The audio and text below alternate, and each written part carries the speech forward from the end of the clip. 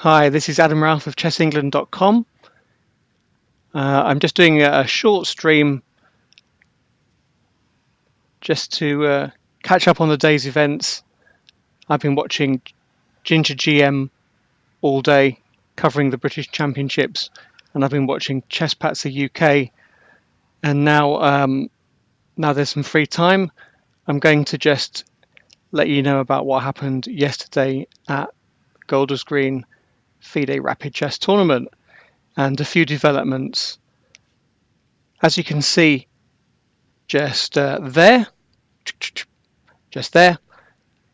I've updated the website, and you can go to goldersgreenchess.blogspot.com and you can have a look at a file that I've linked to just here on Google Docs, which has a list of all the prize winners.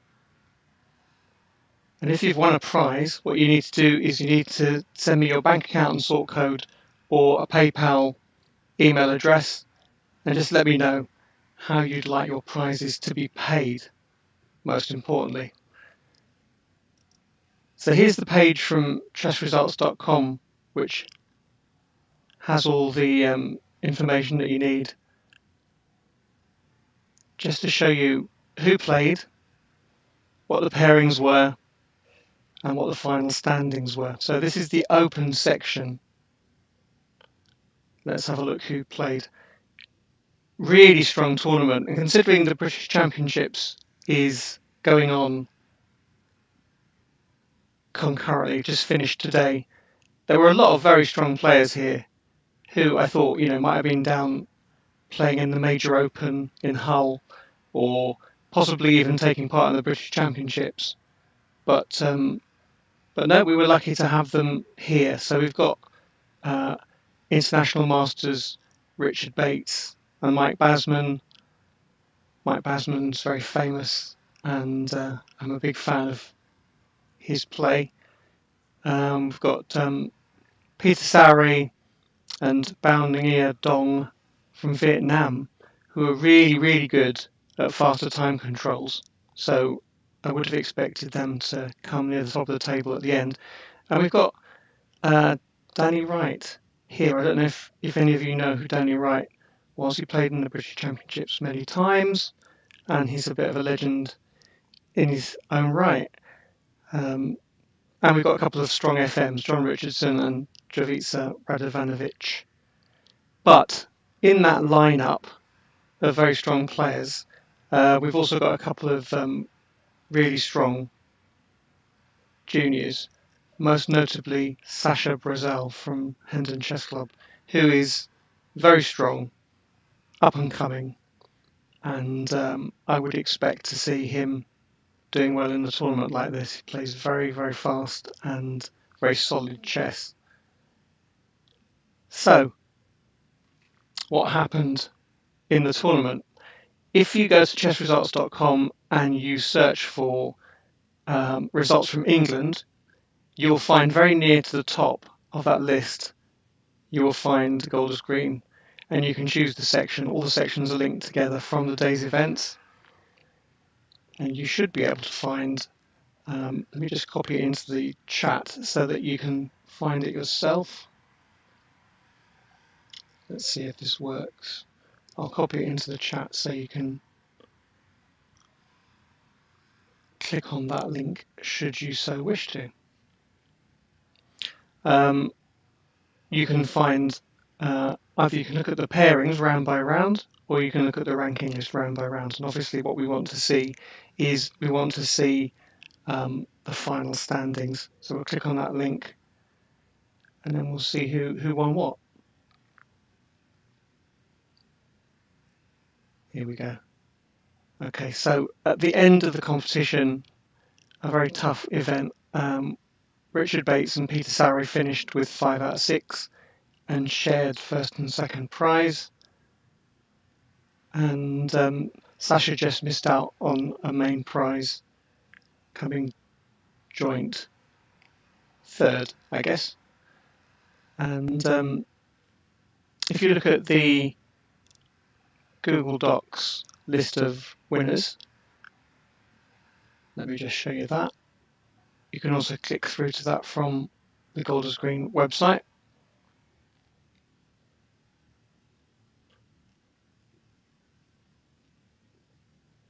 By the way, if you're watching, leave me a little message in the chat just to let me know that everything's working okay. I'm still learning. So here's the document in Google Docs. So you can see that Peter Sauer and Richard Bates won £75 each. Now the rating prize, somebody actually asked me a very interesting question. What is a rating prize? And it takes a little bit of explanation, but what the rating prize is, I mean, normally when you go along to a tournament, you expect that the top seeds will come out on top. And if you're one of those unfortunate people who, because of your grade, have to play in the next section up, and you find yourself at the bottom of the heap, in other words, your grade is 170, and you can't play in the under 170, you have to play in the open, you might think, well, what's the point? I might be travelling a long way. I'm just going to spend a day possibly getting beaten up by stronger players. Where's my incentive? Well, grading prizes and rating prizes, based on FIDE rating, they were created in order to give players in the bottom half of the draw, the ones who aren't expected to necessarily win the tournament, a chance to win a prize. So you could say, for instance, in this lineup, you might say in the initial lineup, you cut the field in half and you say anyone whose rating is below that level is eligible for the rating prize. And in the Open, our rating prize was under 1950 because it was quite a strong tournament. So, under 1950, anyone rated under 1950 was eligible. And in the event, the highest player rated under 1950 was Bill Linton from Mushrooms Chess Club, who got 3.5 out of 6, which is an excellent score. So he won a prize, and traditionally, he wouldn't necessarily have expected to win anything. He was, you can see the seeding number at the side, he was seeded 16. So, he was just below the halfway mark and he won a prize, which, is one way of awarding prize money. So that's what a rating prize is. And you will see what effect that has in other sections. So those are the prizes in the Open. Let's go to the Major and have a look and see who played in that. So here we had 25 people. That's about normal size for a section.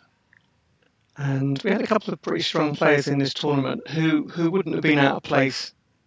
Hi, Chessbatzer UK. Got an echo. Let's have a look. Let me see if I can eliminate the echo. Okay, can you still hear me? If you can still hear me, let me know. And you shouldn't have an echo. Was it a bad echo? Was it a stream ending, you should start again from the top kind of echo? Echo gone, yeah. I know why that was as well. I actually get into grips with this software. But if you think the echo was so bad you couldn't hear anything I was saying, let me know. But you could understand. Oh, good. But was it as annoying because of me, or was it annoying because of the echo? You can be honest. I was just saying actually that all day I meant to stream, but I had some other things to do, especially after a tournament like Golders Green. Always very busy during the day, and the day after I just feel completely shattered. And I had to do some domestic things, and then I got caught up watching streaming online, which is very addictive.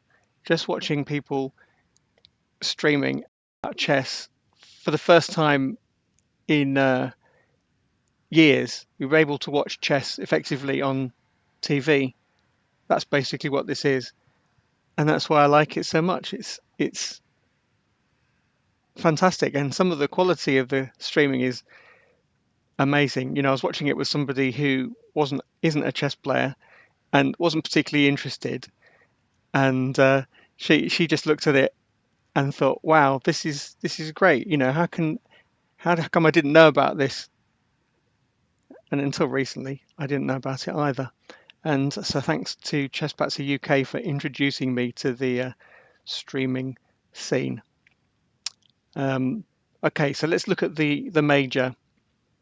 And as Chessbatzer UK knows, this is potentially a very strong event. It's got several players at the top who could have played in the Open and would have had a very good chance of winning some sort of prize, probably a rating prize.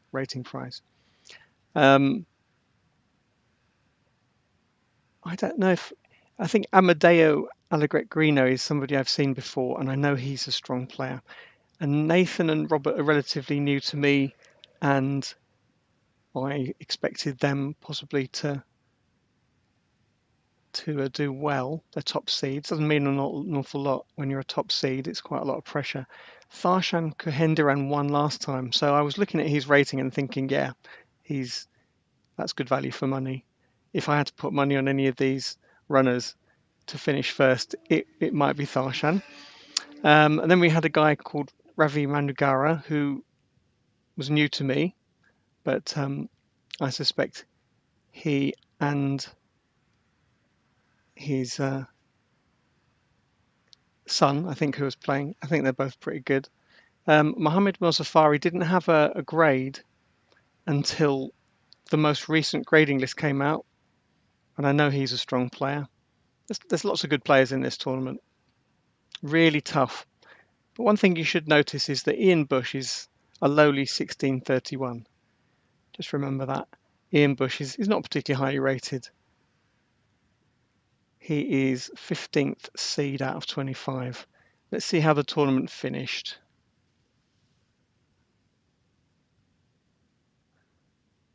And by the way, if you're thinking about playing in Golders Green at some point and you just want to see who plays and what kind of opposition you can face, just go to Chess Result and have a browse through. All the Golders Green tournaments and all the tournaments that I do are on chessresults.com permanently, and for the last sort of 7 maybe years.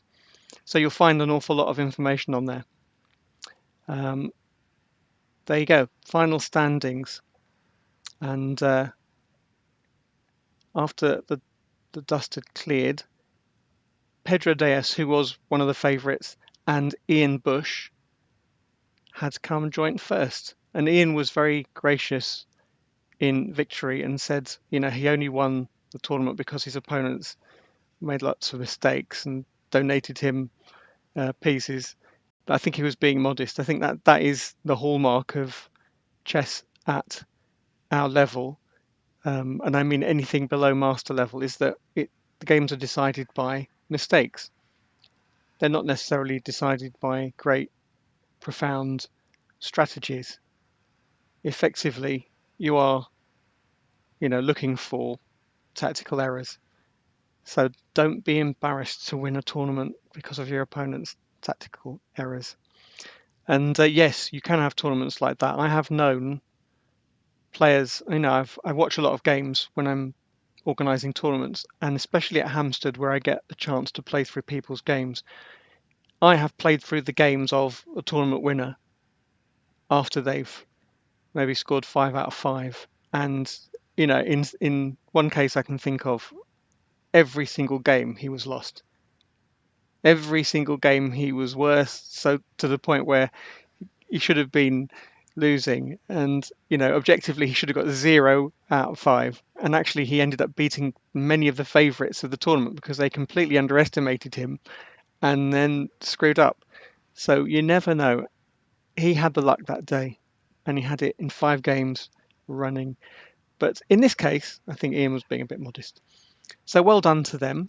If we look at the list, Ian and Pedro won £75 each, and the rating prize went to Kian Shah, very promising junior.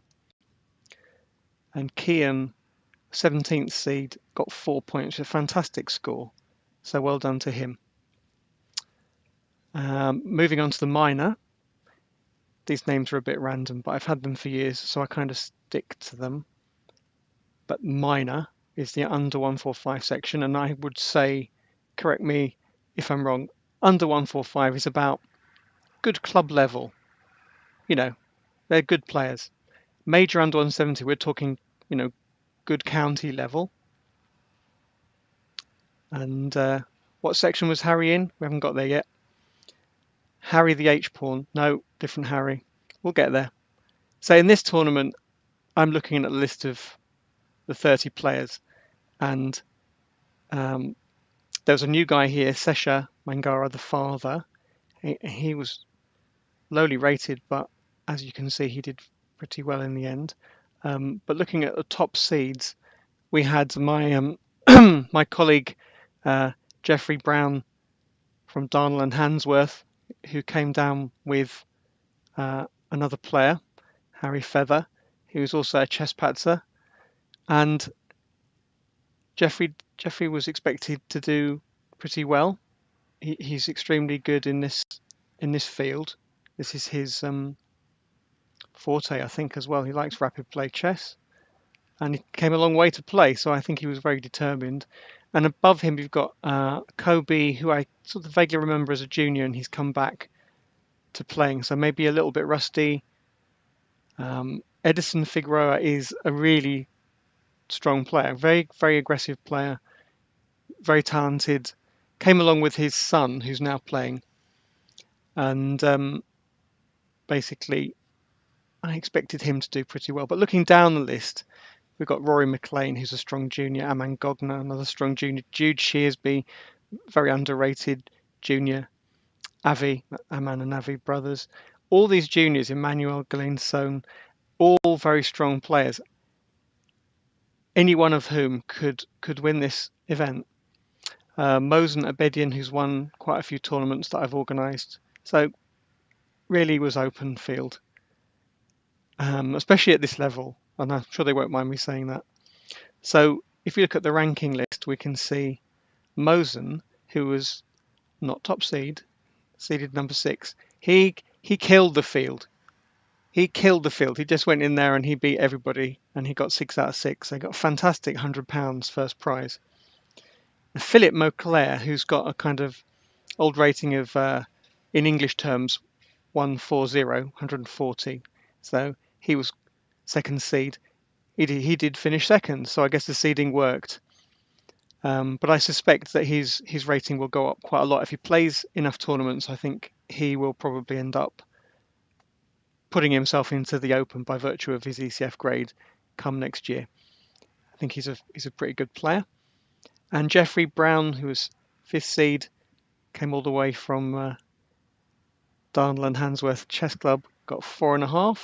And junior Aman Gogner, who's very underrated at 1544, also got 4.5. So if we look at the list of prize winners, the rating prize was actually won by Jacob Rozak, who got 4.5 along with Aman and Jeffrey, but his rating is 1268, which is probably unrepresentative, but that's his rating. And just in case you didn't know, FIDE ratings for Rapid Play, Standard and Blitz come out every month.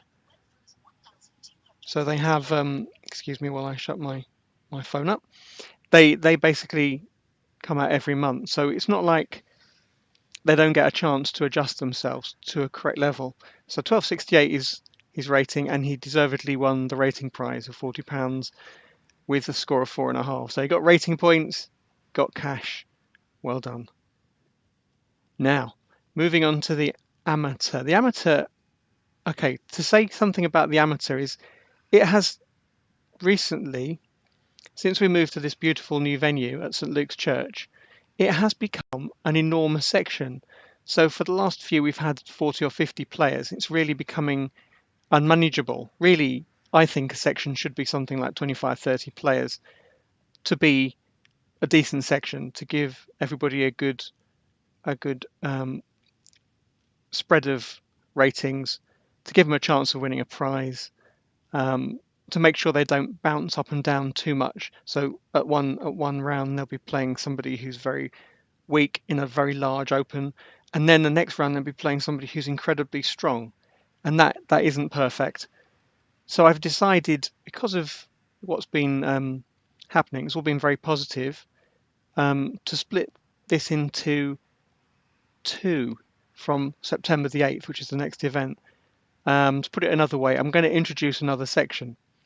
So instead of just having an amateur under 120 and then ECF graded under 80, which is quite a big jump, I'm going to add an improvers section for players who are graded by the ECF under 105. So you'll still get a choice. You can play in any section you like. You can play up if you're feeling ambitious, but you won't be forced to. You can play in the under 105 if your grade is 104 or less. But if you want to, you can play in the under 120 as you normally do, and you'll get tough competition. For instance, looking at this list, the top seeds who would still have to play in the under 120, the top seeds, they are pretty strong, you know. I've recently had a chance to watch several of their games live at other events, and they're pretty good players. So Talvin Jacobs has got a title from Online Arena. That's what AIM stands for, Arena International Master. So he's a pretty good player, but don't be misled by the title. His rating, his ECF grade is still under 120, and his rating is 1577. Isaac Alarami is somebody who plays online a lot, and his ECF grade is still quite low, but I suspect it's on its way up. Julian Tang, and pretty much everybody in this top 10 or 11 players had a chance to win it. The ratings are interesting. They don't always. I think you should be aware that the ratings that FIDE give players, which are calculated every month, do not track with ECF grades. So some of these players have got very similar ratings, but their ECF grades are very different. So Harry Feather, for instance, who's also from Darnell and Handsworth Chess Club, and who is a chess patzer, he is about 95 rapid play, and that compares to somebody like, for instance, they're not so different in grade, but these guys are literally just pushing it the limit. They're right at the top of the grading scale. But Harry's, good 95 player, but not necessarily expecting to win it. But his rating is relatively high, so he's 13th seed. You can't always go by FIDE or ECF. You just have to play the person in front of you and not worry too much about their rating or their grading. But when we organise these tournaments, we use the FIDE ratings for seeding purposes, which is why you're seeing them here. So Harry was 13th seed, and possibly, let's have a look who might be previous winners. Chris O'B has won it before. So there you go. He was 8th seed in this event, which I think shows you how strong it was. If you look at the list, 50 players in that section is bonkers. It's really good. And next time, I think what we'll do is give them a chance to split into two sections. They'll be able to enter a section called under 105 improvers. I'm going to do that very soon and register it with FIDE. So it will still be FIDE rated, it will still be ECF graded, but it will be a bit more focused. Let's have a look and see what the final standings were. I explained earlier what a rating prize was, and I'll do it again just in case you missed that. I have been asked, what is a rating prize? And this is probably a good time to do it. As I said earlier, when you look at a tournament list of top seeds, those are the guys who are expected to do well in the tournament, fighting for first and second place. Everybody else in the tournament is trying to improve their rating, and they'll be very pleased if they win anything. But there are some players. Let's say you come into Golders Green graded 80. Now 80 is a good grade, but you know you're just starting out in your career. You're an amateur. You're not really expecting to win prize money. But you're graded 80. You can't play in my bottom section under 80. You have to play in the under 120. And you're probably thinking at that point, well, is it worth me traveling a long way in order to play players who could be up to, 40 grading points above me? I'm just going to get smashed. This is why we have grading prizes and rating prizes, because even the bottom seed, even the person who is number 50, could be eligible to win a prize based on their rating, or in some cases grading, but we use the ratings. In this case, because it was such a big field, we split it into 3 bands, and everybody who was in the second band was eligible to win a prize. Everybody who was in the third band, the bottom third of the tournament, they were eligible to win a prize, and we gave prizes to the people in those bands who scored highest, and that meant that they had something to play for all day. And in future, we'll just go one further, and we'll split that into 2 sections. Both sections will have prize money of £100 first prize, £50 second, and a grading prize, rating prize of £40. So that will hopefully split that field into 2, and everybody will get a great game and make their day more enjoyable. This is the outcome of the event. Mark Davis, who was 9th seed, he scored a fantastic 5.5 out of 6. He actually had 5 out of 5. And I think in the last round, I think he was quite happy to kind of push for a draw. And when you consider he was 9th seed, and he probably realised that he'd had his share of luck earlier on, he's quite right. Take a draw and finish on top of the pile, and to finish ahead of 49 other players is excellent. Julian Tang and Hiroaki Kobayashi finished joint second. Hi, Peter. Just to say, Hiroaki had just come back from Japan with his dad, and he was probably suffering from serious jet lag. So that score is fantastic. And just below them, Talvin Jacobs, very strong player, 4.5. Jennifer Goldsmith just missed out on the main prize. She managed to throw away a game, I think. And Harry Feather from Darnell and Handsworth, 4.5 points. Fantastic score. And he was ecstatic. And he is all over Facebook shouting about that. Going down the order, just looking at various scores, Peter Merrifield has joined us, and here is his score, 3 points. Now, he had 3 points going into the last round, and I forced him to play the last round. His rating is a lowly 1148, and he scored 3 out of 5. And going into the last round, I think that was probably his best performance ever. So he was ecstatic as well. Is that a fair comment, Peter? You can let me know in the chat.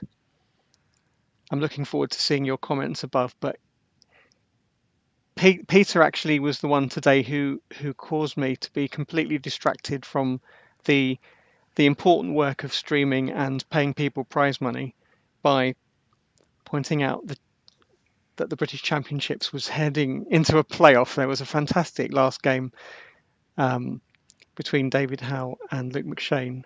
Poor David Howe got beaten by Luke McShane, who found his way into the playoff today with Mickey Adams, and I've been watching that all day, and that's Peter's fault. But Peter's score, well done. 3 out of 6 is extremely respectable, and it's probably quite a good score to build on. And I don't know what you think, Peter, but I think splitting this tournament into two, having an extra section, is going to provide a very useful gap, a link here between the under 120 and the under 80, because several of the parents in the under 80 have said, it's not a junior tournament, but my kids want to play, but they want to play a bit more ambitious, and they want to play a FIDE rated section, but they don't want to jump into the under 120 because they'll just get depressed. And I agree. I think we need another section. And now we're getting 50 people regularly in this section. I think a lot of players, theoretically, half the field will jump into the next section down, and they will have a fantastic day with a chance of winning a prize. So we're doing it. Let's have a look and see who won what. So Mark Davis won £100. If you can see that, you can access that document from the front page of the Golders Green website. I'll update it regularly. Julian and Hiroaki scored 5 and they won £25 each. The second prize is 50 quid. And we had 2 rating prizes. So the first rating band, that's the higher graded players, was won by Alan Blake. Let's make sure I spell his name correctly with an N. That's Alan. And Simon Ogar, who got 4 out of 6, and they won £20 each. And the second rating prize, that was for the bottom third of the tournament, that was shared by Delroy Bennett, Frankie Badaksonyi, Connell McBrien, and Johan Matthew. Now, Delroy won't mind me saying this, I hope, but Frankie, Connell, and Johan are all very promising juniors. So I'm not surprised in this sense that they are in the bottom third of the draw based on their ratings, right at the bottom. But they always overperform because they're improving juniors. So I'm not really that surprised that they won a prize. They deserve to win a prize. But Delroy comes every month. It doesn't always have, a lot of points to show for it at the end of the day, but he always enjoys it, and he's always a very good competitor. Always has lovely things to say about the tournament, and I really appreciate the fact that he plays every month. And for him to get a prize is fantastic. So Delroy is one of the guys who finished on 4 points, and that's excellent. That's why we have rating prizes in a nutshell. Just a quick mention for the players in the under 80. Now this is unusual because it's the section at the moment which is just ECF graded. It's not FIDE rated because most of the players don't have FIDE ratings. They're just starting out. They're not necessarily juniors. They can be adults as well, but in practice, most of them are juniors. That may change in the future with an extra section. We'll see. And this was the field as we started out. And I knew as soon as I saw this field, I was looking at this field. I knew Eduardo was very good. I wasn't totally sure how.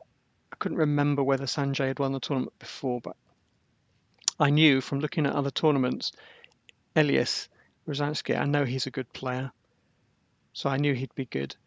Issam is the son of Edison Figueroa, who's in the major, and I knew he'd probably be good.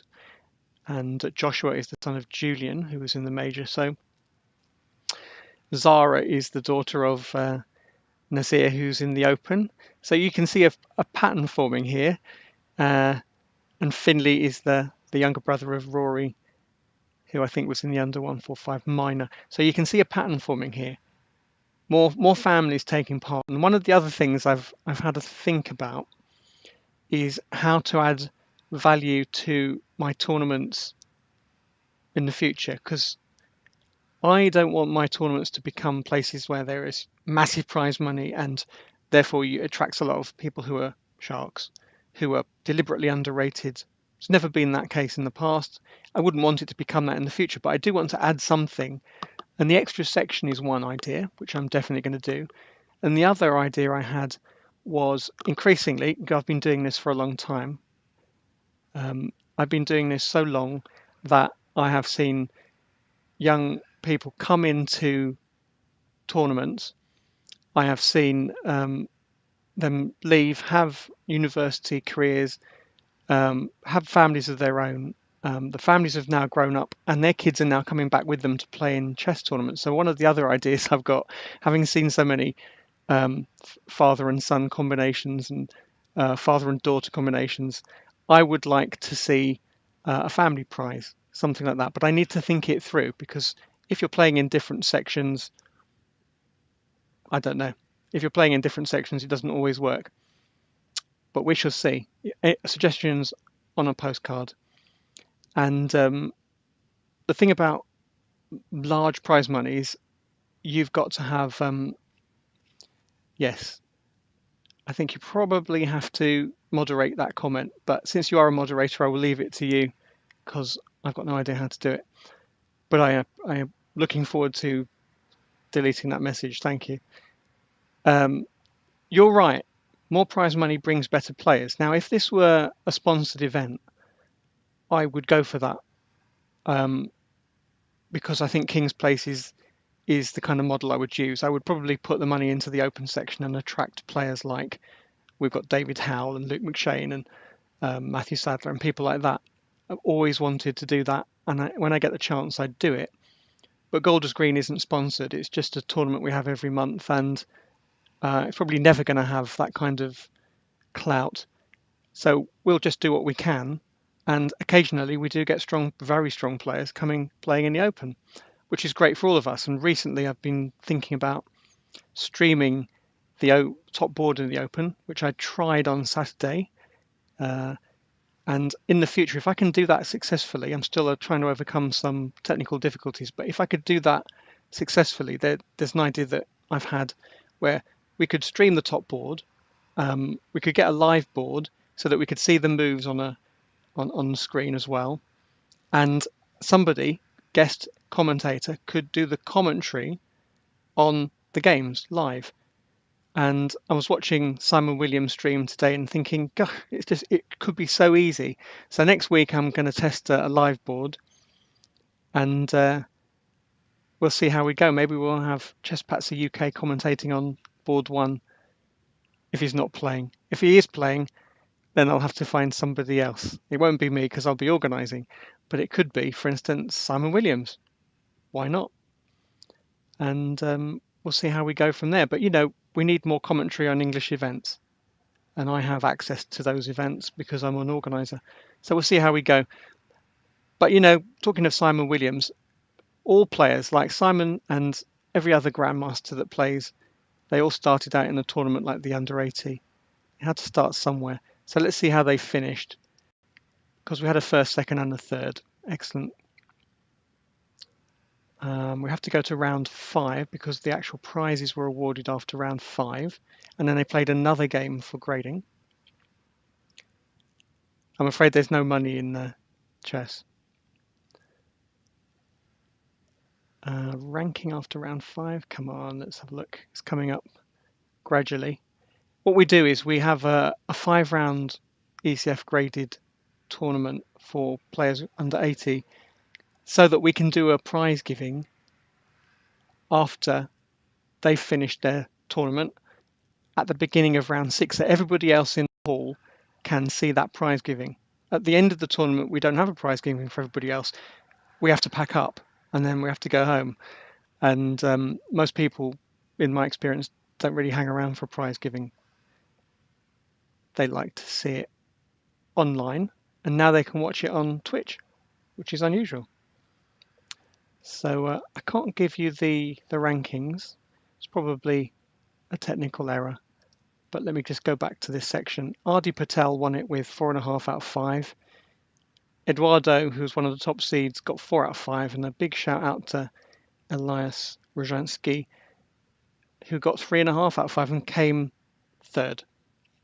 So we'll see you again, Chesspatzer UK. Follow his stream at Chesspatzer UK. He's very good. So that was Golders Green, and I think we had a good day. We had about 140 odd players, and if you're interested in finding out more about that tournament, go to goldersgreenchess.com. untitled.blogspot.com or .co.uk, whichever is your preference, and you will hopefully find this page. And then you can, there you go, you can find this wonderful graphic by Edward Mossban.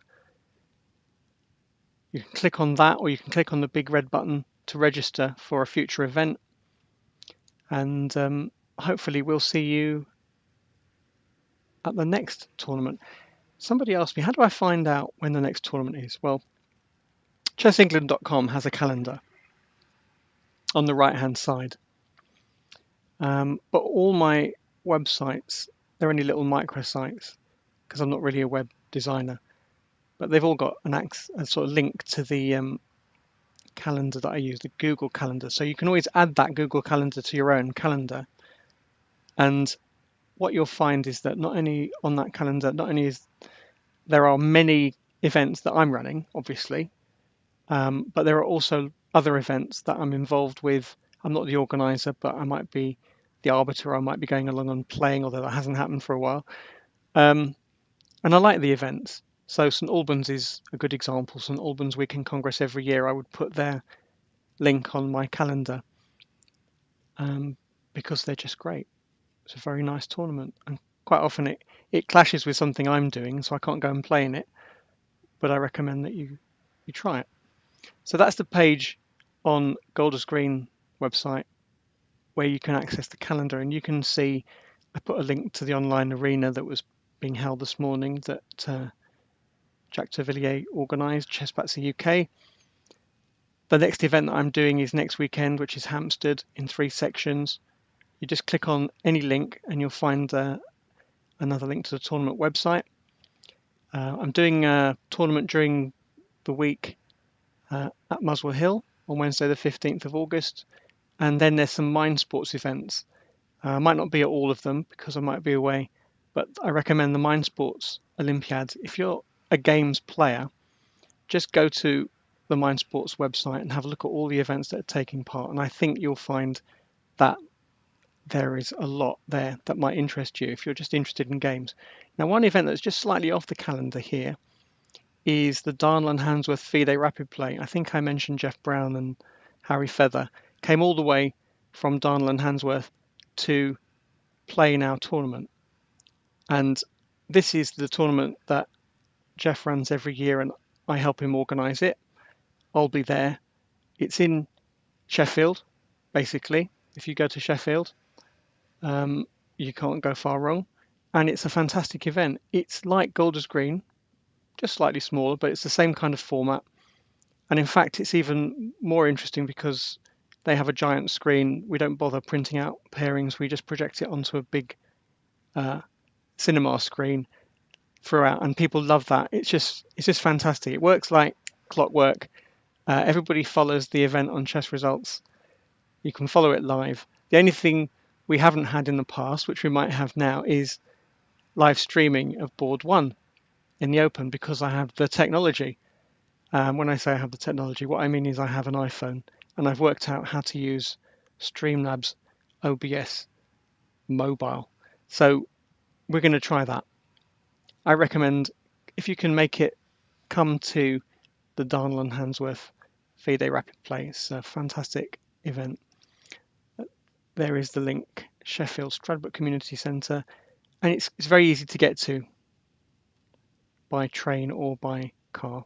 Plenty of parking. So go onto my website and have a look at the links. Now, I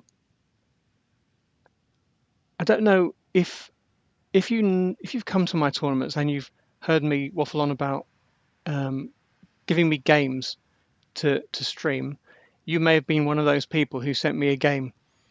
And I can honestly say this, I've had so much feedback about that idea, and I have done some streaming with games sent in by people, but I haven't had a chance to catch up because I've had so many games. It's fantastic.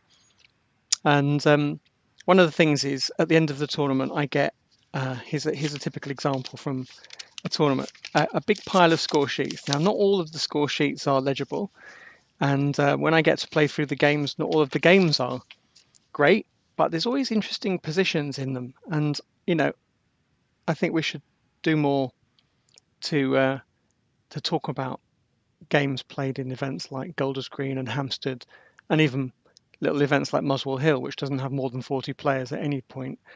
So if you like the idea of that, I will talk about a few more games, but I might go offline temporarily just so that I can get ready. If you like the idea of having a few games, just having a look at, let's have a look, having a look at one or two good games, let me know, and I will try and do it. But leave me a comment in the chat now. Encourage me while I have a drink. This is Ginger GM has coffee and beer, and I tend to have lemonade. Though at tournaments, I drink a lot of coffee. It's the only thing that keeps me going.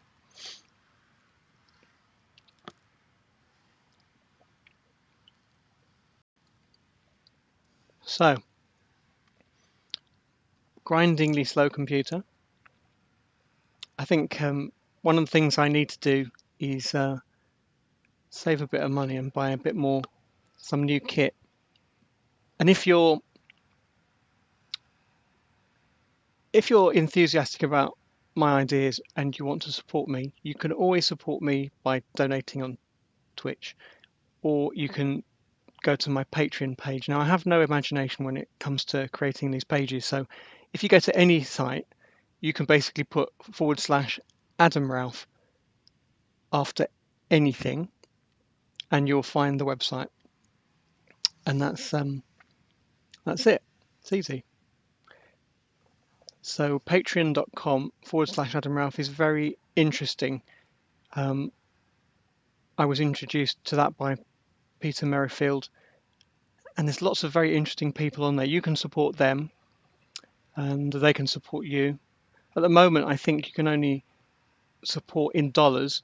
But if you, for instance, here's a for instance, if you were going to pay £25 to enter Golders Green, and you needed to pay that somehow, you could do it the normal way. You could just use PayPal, or you could do something like go to patreon.com/Adam Ralph and become a supporter of mine for the dollar equivalent, which will probably save you a bit of money. But that would be very valuable to me. So if you're coming to one of my events and you just want to do something different, go to patreon.com/Adam Ralph and become a supporter for the dollar equivalent of your entry fee. Or you can go to streamlabs.com/Adam Ralph and do the same thing. And it basically supports me through Twitch, which would be really cool. Okay, so I'm just having a look at some games. And what I might do is I might do a separate Twitch because I need to sort out some games, but keep the games coming. And what I'm going to do is I'm definitely going to do a stream tomorrow, catching up on quite a lot of games that have been sent to me. So if you're interested in watching a stream just about chess and having a look at some games, come back tomorrow evening. I think Monday evening will be good at about 8 or 9 o'clock. I'll put it on my calendar, and we'll do a good one then. So I hope to see you on Twitch very soon. And thanks for playing at Golders Green. Bye bye.